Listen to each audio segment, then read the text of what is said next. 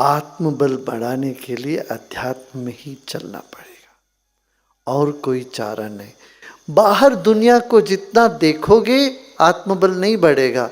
लगेगा कोई ना कोई हमसे आगे है, कोई ना कोई हमसे बेहतर है। अपने से बेहतर लोगों को देखने से आत्मबल घट जाता है और सबको फिर पीछे धकेलने की चेष्टा बनी रहती है और दूसरों को पीछे धकेलने की चेष्टा में तुम खुद पीछे रह जाओगे।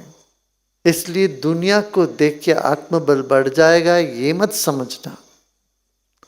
यदि ऐसा बढ़ता भी है, कोई कमजोर व्यक्ति आगे बढ़ने से तुमको लगेगा कि हाँ मैं भी कर सकता हूं, मेरा आत्मबल बढ़ गया, वो बहुत तात्कालिक है।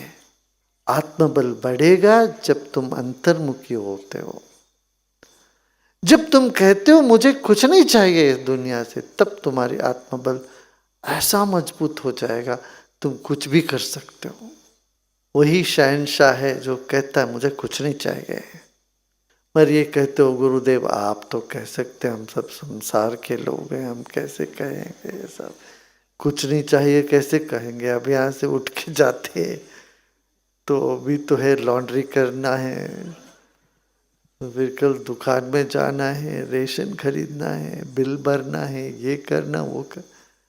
भाई ये सब करो, करते रहो, तुम्हें जो तुम्हारी जरूरतें हैं वो सब पूरी होती रहेगी।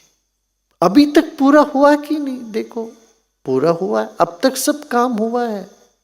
इसका मतलब तुम योजनाएं नहीं बनाओ ये नहीं बोल रहा हूं, योजनाएं बनाओ, मगर वो चाह में डूब न जाना। थोड़ी थोड़ी देर तो सोचो, ठीक है ये सब हमारी चाह को, हमारी ज़रूरतें पूरी करने के लिए कोई तो है, ये विश्वास होने पर वो चाह उठता भी है, उठते ही वो पूरा भी होने का मार्ग खुल जाता है, होता रहता वो तो। यदि हम चाह को दिल के अंतराल में बिठा देते हैं वो हमको दुख देता है, और चाह बादल जैसे ऊपर ऊपर आके निकलता रहे तो फिर छाँव मिलता है उससे, वो जो होता है उन्हें दे। अपनी निष्ठा बढ़ाने के लिए बार बार, अपना बल बढ़ाने के लिए बार बार तुमको ये कहना पड़ेगा मुझे कुछ नहीं चाहिए इस दुनिया से, मैं अपना कर्तव्य निभाऊंगा, जो भी मुझे करना है वो सब मैं करूंगा, युक्ति से करूंगा, बेवकूफ़ी से नहीं, अहंकार से नहीं।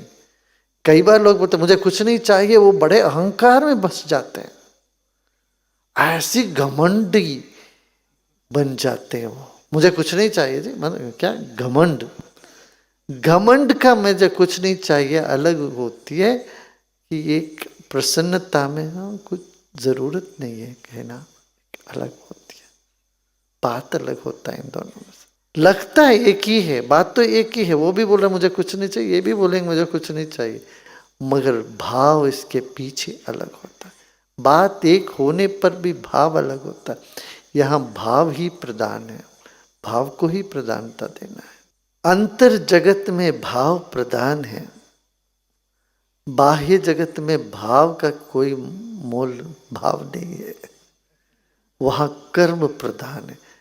ये नहीं कि मेरे बहुत अच्छा भाव है जी, मैं आप में बहुत, मैं निष्ठावान हूँ, मैं बहुत डेडिकेटेड हूँ, मेरे बहुत मन में समर्पण है, सब है, तो वो बाहर जगत में कुछ काम नहीं आएगा। तुमने क्या किया ये पूछ, कर्म प्रधान है बाहर का जगत, दुनिया यही पूछे तुमने किया क्या।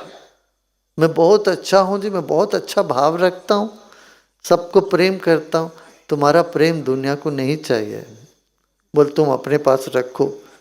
तो प्रेम क्या, जो प्रेम कार्य रूप नहीं हुआ तो किस काम का है वो प्रेम। यदि प्रेम तुमको कर्म की तरफ प्रवृत्त न करे, वो प्रेम किस काम का है। हम बहुत प्रेम करते हैं सबको, मगर कुछ नहीं करेंगे जी, हमको कुछ नहीं, वो धोखा है दुनिया के लिए भी अपने लिए भी।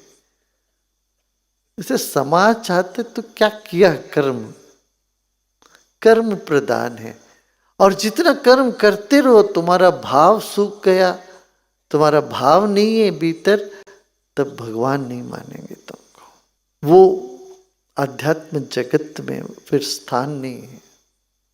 इतना कर्म करके भी भाव भाव नहीं है, भाव से नहीं कर रहे हो, फिर तुम्हारी उन्नति नहीं है। आत्मोन्नति के लिए भाव और कर्म, ये दोनों आवश्यक है।